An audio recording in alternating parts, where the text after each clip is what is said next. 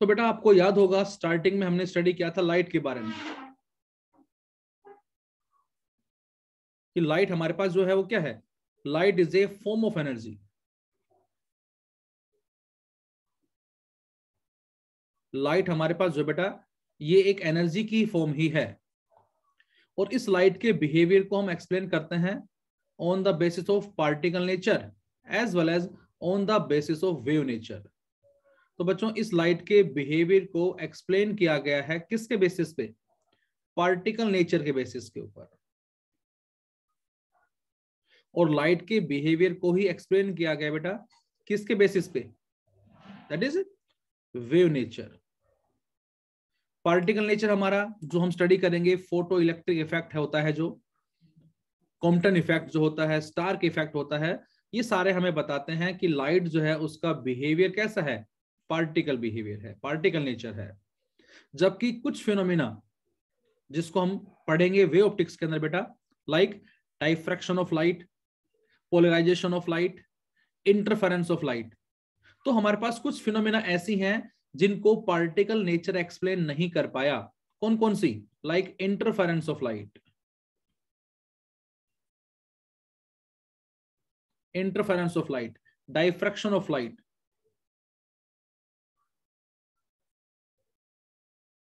As well as polarization of light.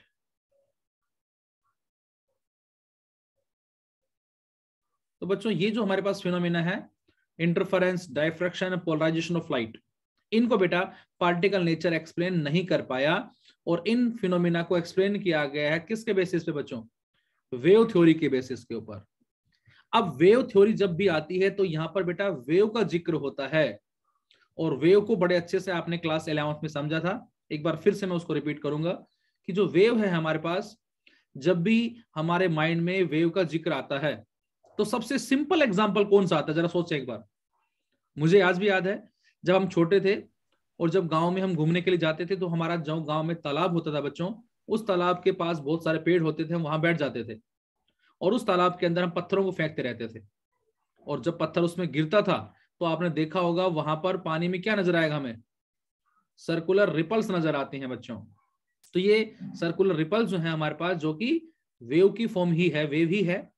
कब तक नजर आती थी वो, जब तक बेटा वो पॉन्ड की बाउंड्री से ना टकरा जाए। तो वहां पर वेव्स का सबसे सिंपल एग्जांपल हमें याद आज भी आता है, आई थिंक आपको भी याद आता होगा और आपने देखा भी होगा। मोशन डिफरेंट एग्जांपल बहुत तरह के हैं, बट सबसे सिंपल एग्जांपल हमारा ये है। सपोज करें मैं आपसे कहता हूं कि हमारे पास जो है निखिल है और ये हमारा पॉन्ड है, निखिल है हमारे पास, पारस है हमारे पास, अतुल है हमारे पास, और सपोज बच्चों आप खड़े हैं इस पॉन्ड के इस किनारे पे, यहां पर खड़े हैं आप,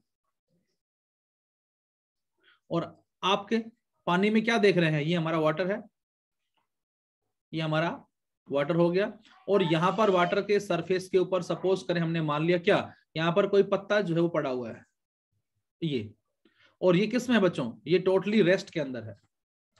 अब यहां पर निखिल खड़ा है और अतुल पास आ गया, और अतुल ने कहा निखिल को कि भाई निखिल क्या तू इस पत्ते को मूवमेंट करवा सकता है, तो क्या आंसर होगा आपके हिसाब से, क्या तू इस पत्ते को एनर्जी दे सकता है, तो क्या आंसर होगा, दे सकता है। यहां पर ये हमारे पास है निखिल सपोज करें, और अतुल इसके पास आया, और अतुल इसके पास आके बोले भाई तो इस पत्ते को मूवमेंट करके दिखा, मोशन में लाके दिखा। तो निखिल बोला ये कौन सी बड़ी बात है, अभी लो। और निखिल के हाथ में जो भी पत्थर था, निखिल के पास एक पत्थर है, और निखिल ने क्या किया बेटा, उस पत्थर को क्या किया, पानी के अंदर डाल दिया। अब जैसे ही निखिल ने उस पत्थर को फेंका, देन व्हाट विल हैपन, पत्थर गिरा, और पत्थर जहां पर गिरा बच्चों वहां पर हुआ क्या, बोलो, वहां पर डिस्टर्बेंस क्रिएट हो गए, वहां पर एक एनर्जी जो है हमने सप्लाई कर दी, किसकी हेल्प से सप्लाई कर दी, बोलो, उस पत्थर की वजह से। अब बेटा जैसे ही यहां पर पत्थर गिरा, पत्थर गिरते ही यहां से वेव्स डेवलप हो गई हैं। अब मैं आपसे कहूं वो वेव किधर जा रही हैं, क्या उनकी एक डायरेक्शन है या चारों तरफ जा रही हैं, तो क्या बोलेंगे आप, चारों तरफ, चारों तरफ जा रही है। अब जरा इसको ध्यान से समझने की कोशिश करें आप, ये हमारा बड़ा इंटरेस्टिंग टॉपिक है।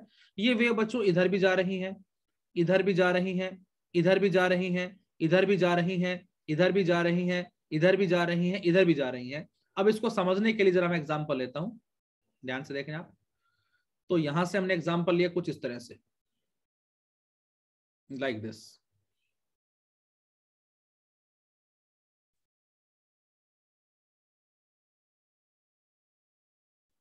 ये हमने मान लिया पॉइंट, कौन सा पॉइंट बेटा, जहां पर हमने पत्थर को डाला वो ये पॉइंट मान लिया, इसको मैं ओ पॉइंट बोल देता हूं।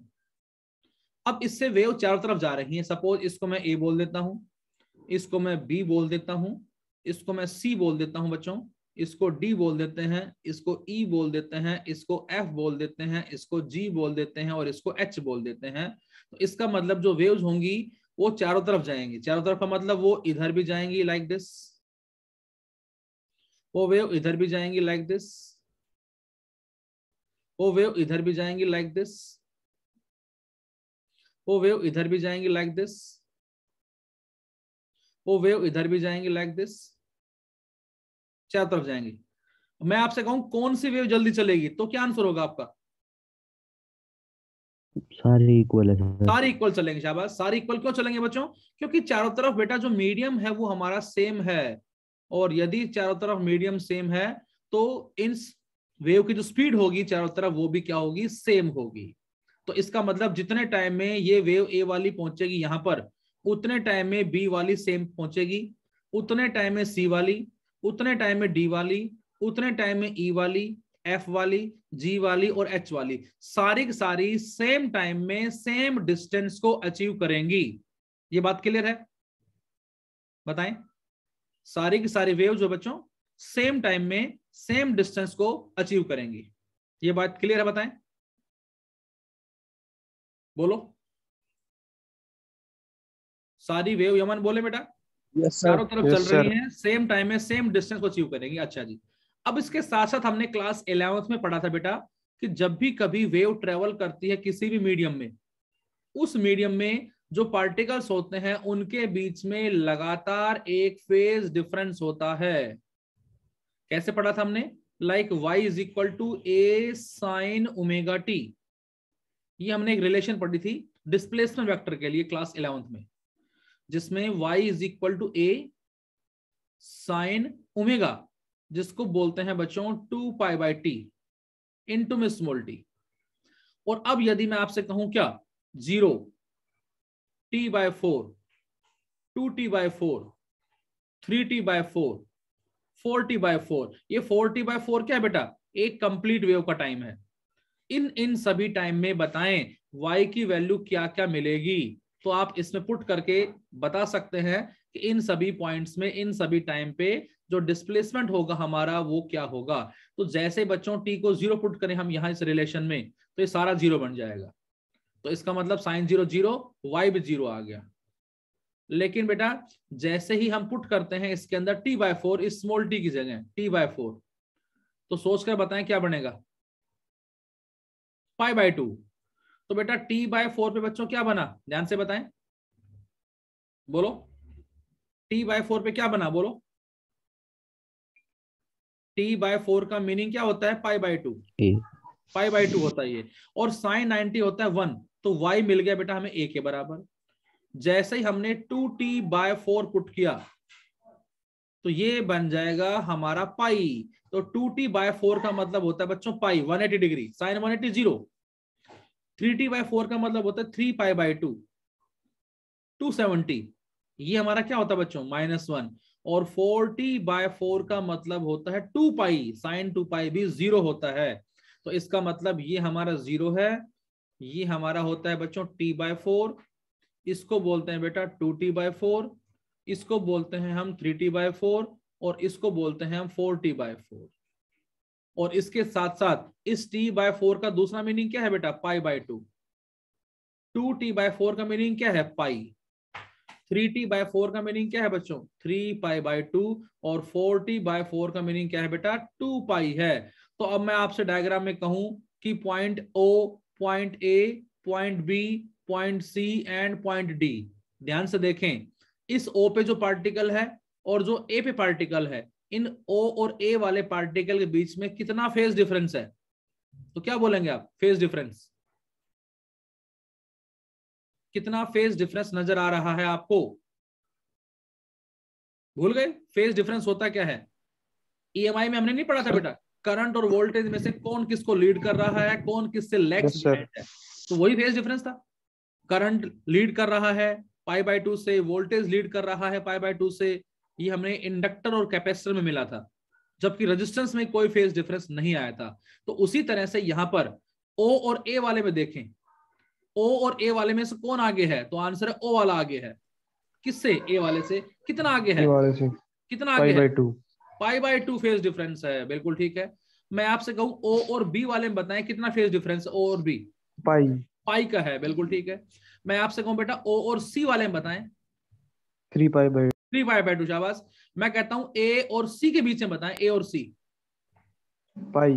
पाई, बिल्कुल ठीक है। देखो A और C के बीच में, क्योंकि A और B के बीच में π/2, B और C के बीच में π/2, तो A और C के बीच में पाई। अच्छा, B और D के बीच में, B और D? पाई। तो ये बात क्लियर है। अब मैं आपसे यदि कहूं अतुल कि हमें जो ग्राफ आपको नजर आ रहा है, इस ग्राफ के बेसिस पे आप O वाले और A वाले के लिए इक्वेशन लिखो। हमें इक्वेशन लिखनी है किसके लिए? O के लिए और A के लिए।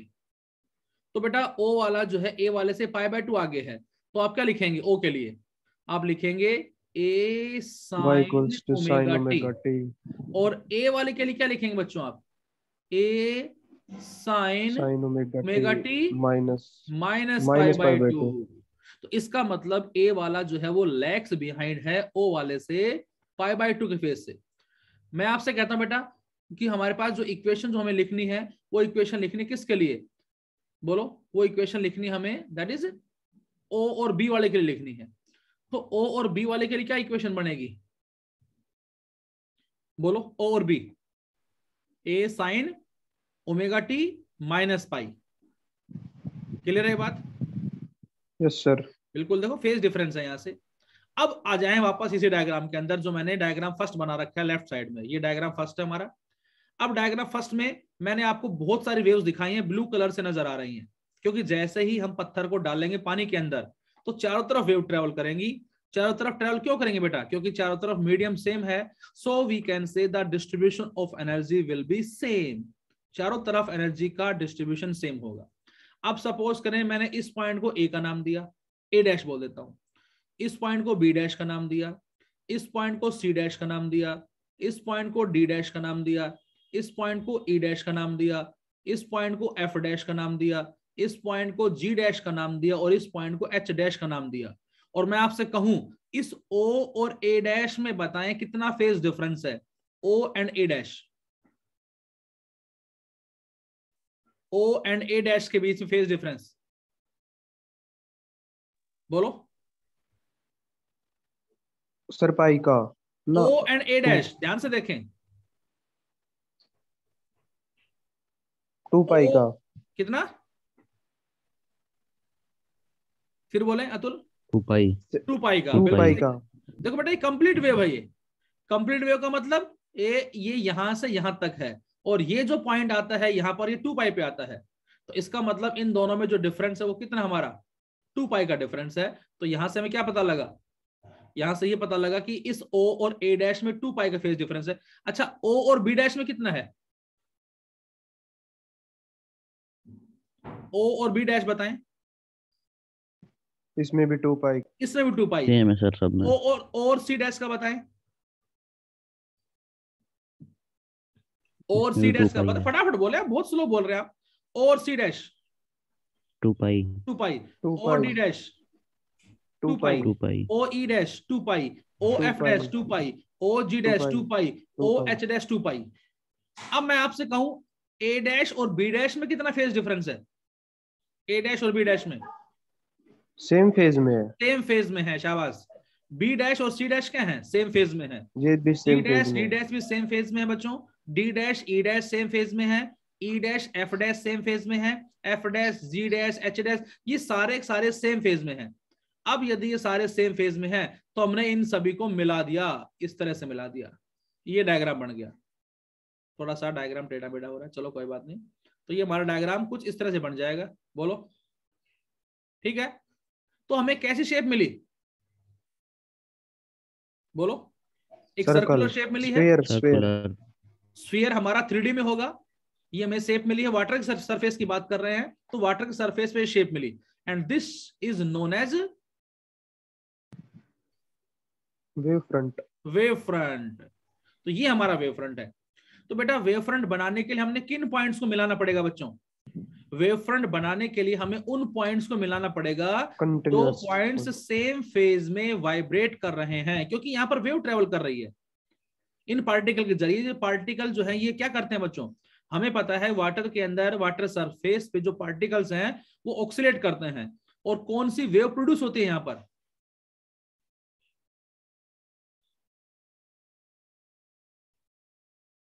क्या कोई बता सकता है कि वाटर सरफेस पे ट्रांसवर्स वेव प्रोड्यूस होती है?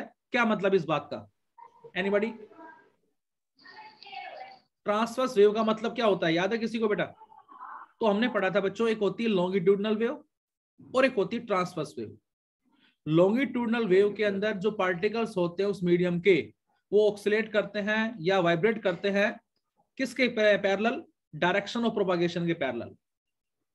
The wave in which particles of the medium achieve oscillation in a direction parallel to the direction of propagation is known as longitudinal wave। जबकि ट्रांसवर्स वेव में क्या होता है बच्चों, जो पार्टिकल होंगे उस मीडियम में वो ऑक्सीलेट करते हैं, वाइब्रेट करते हैं डायरेक्शन ऑफ प्रोपागेशन के एग्जैक्टली परपेंडिकुलर, उसको बोलते हैं बेटा हम ट्रांसवर्स वेव। तो वाटर सरफेस पे जो वेव्स प्रोड्यूस हो रही है वो कैसी है बच्चों? वो ट्रांसवर्स होती है। ये हमने क्लास में भी आपको एक्सप्लेन किया था, आपको याद होगा। तो अब हम यहां से डिफाइन क्या करेंगे, अब हम यहां से डिफाइन करेंगे what is the meaning of wave front. तो सबसे पहला टॉपिक हमारा बच्चों इसमें वेव फ्रंट का है। तो वेव फ्रंट जो है हमारा कैसे डिफाइन होगा बोलो? तो आंसर है wave front is defined as, wave front is defined as, wave front is defined as the continuous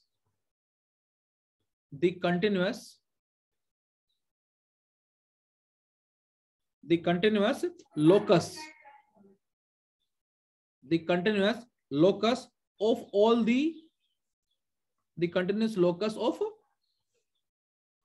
all the particles किसके? किसी मीडियम के, of a medium which are vibrating in the same phase,